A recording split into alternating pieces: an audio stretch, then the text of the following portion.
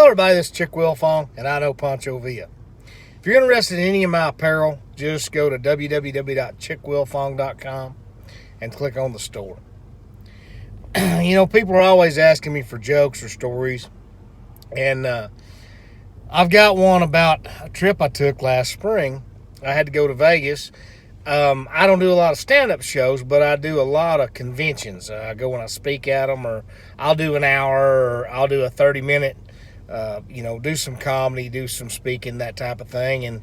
And those have been really good to me. I probably book, 30 or 40 of them a year is about all I get to book. But, the private sector's been outstanding to me, and I'm really proud to get to do that. But it was one of those trips where I was just flying out. I possibly could spend the night if I wanted to and come back next morning. So I just took a briefcase, and my briefcase folds out, and you can put a change of clothes in a part of it.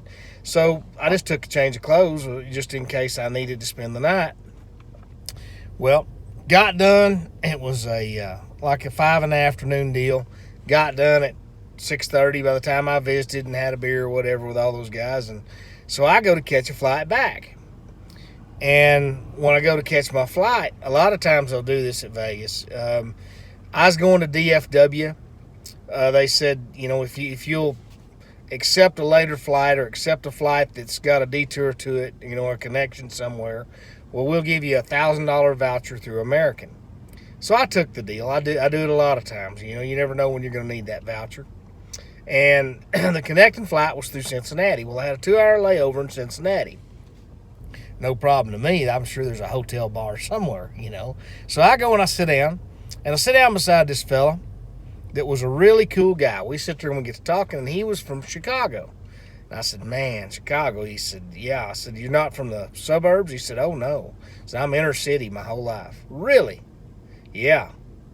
What about you? I said, West Texas. He said, oh, man, you got to be tough to live there. I said, I don't know. Sounded to me like you got to be pretty tough to live in Chicago.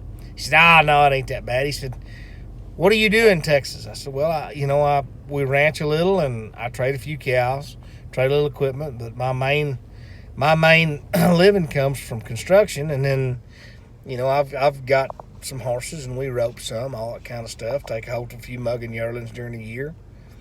He said, mugging yearlings, and I showed him some pictures, and he said, oh, man, you tough. Y'all got to be tough to live there. I said, I don't know. I don't know if that inner city Chicago doesn't sound a little tougher to me. I said, what do you do for a living? He said, oh, not much. He said, I've had the same career ever since I got out of college. I said, really? Yeah. I said, I'm a tail gunner on a Budweiser beer truck. Y'all have a great day.